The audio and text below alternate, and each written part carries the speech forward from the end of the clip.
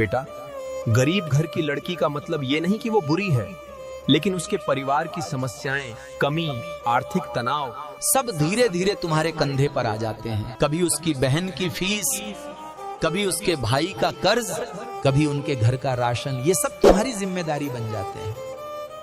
और जब लड़का आर्थिक रूप से तैयार नहीं होता, ये जिम्मेदारियां प्रेम को भी बोझ बना देती हैं। गरीबी ने कई लड़कियों को डर, असुरक्षा और भावनात्मक कमी दी होती है।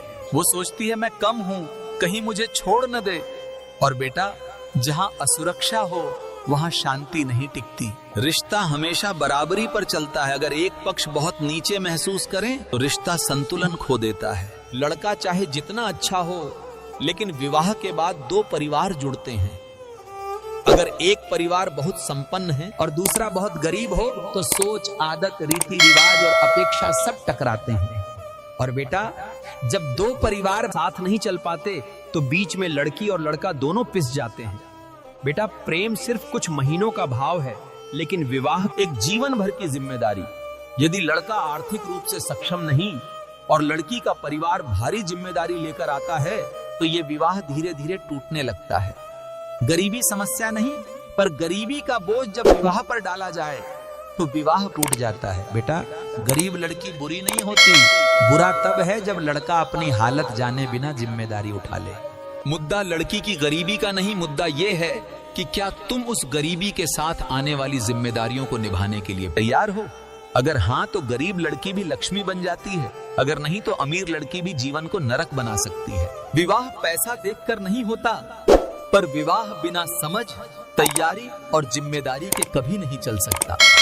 गरीब लड़की से विवाह गलत नहीं, लेकिन बिना सोच, बिना तैयारी, बिना स्थिरता और बिना जीवन परिस्थिति देखे किया गया विवाह हर किसी को तोड़ देता है। यही सत्य है बेटा।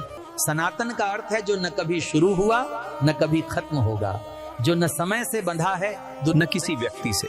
उसी को धर्म नहीं बल्कि धर्म का मूल कहते हैं। सनातन धर्म प्रकृति के नियमों, ब्रह्मांड की गति, कर्म के सिद्धांत और आत्मा की यात्रा का विज्ञान है। ये कहता है कि ईश्वर बाहर नहीं, प्रत्येक जीव के भीतर है वही आत्मा, वही चैतन्य, वही प्रकाश। सनातन धर्म का आधार कोई भगवान नहीं बल्कि सत्य है, कोई पूजा पाठ नहीं बल्कि कर्तव्य है, कोई डर नहीं बल्कि स्वतंत्रता है। बेटा, यही धर्म बताता है कि मनुष्य कर्म से उठता है, कर्म से गिरता है और कर्म ही उसके अगले जन्म का आधार बनता है। ये हमें सिखाता है कि हर जीव में भगवान है, पेड़ में भी, पशु में भी, जल में भी, सूर्य में भी। इसलिए सनातन धर्म पूजा की नहीं, सम्मान की परंपरा है। इसमें मंदिर भी है, ध्यान भी है, योग भी है, भक्ति भी है और ज्ञान भी, यानी जीवन के हर रास्ते पर ईश्वर का अनुभव। यही कारण है कि सनातन धर्म किसी एक ग्रंथ पर नहीं टिका। वेद, उपनिषद, गीता, महाभारत, रामायण, ये सब उसके अध्याय हैं, पर उसकी समाप्ति नहीं। सनातन धर्म न किसी पर थोपता है, न किसी को रोकता है। ये कहता है तुम्हारा रास्ता भी ईश्वर तक जा सकता है, बस मन सच्चा और कर्म पवित्र होना चाहिए। यही वजह है कि दुनिया का सबसे पुराना धर्म आज भी जीवित है, क्योंकि ये कठोर नियम नहीं, जीवन की कला सिखाता है। बेटा, सनातन धर्म मंदिर में कम और मन में ज्यादा। ये कहता है सत्य बोलो, अहिंसा अपनाओ, सभी जीवों में ईश्वर देखो, अपने कर्म पवित्र करो और आत्मा को जानो। जब मनुष्य अपने भीतर के प्रकाश को पहचान लेता है, वही मोक्ष है, वही मुक्ति, वही सनातन। इसलिए बेटा, सनातन धर्म केवल धर्म नहीं, एक विज्ञान, एक दर्शन, एक अनुभव, एक स्वतंत्रता और एक शाश्वत सत्य है।